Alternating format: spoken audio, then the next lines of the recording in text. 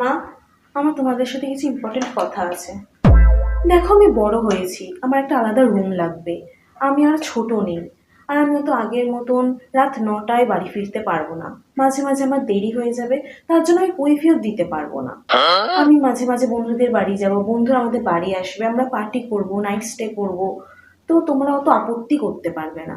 হ্যাঁ, তুই তো বেশ বড় হয়ে গেছিস, বন্ধুদের সাথে পার্টি করবি তো। তাহলে খাবার দাবারগুলোও নিজেই বানিয়ে নিবি, আর ঘরদোরগুলোও নিজে পরিষ্কার করে নিস। ভালোই হলো, আমার কাজকর্ম কমে যাবে। হ্যাঁ, ও তো বড় হয়ে গেছে না।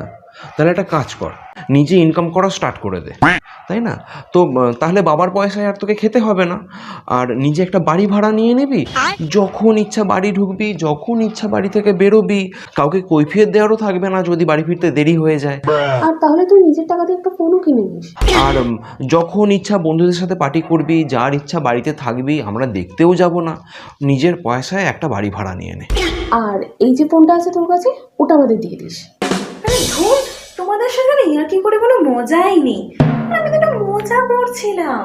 তোমরা সব ব্যাপারে না বড্ড সিরিয়াস হয়ে যাও।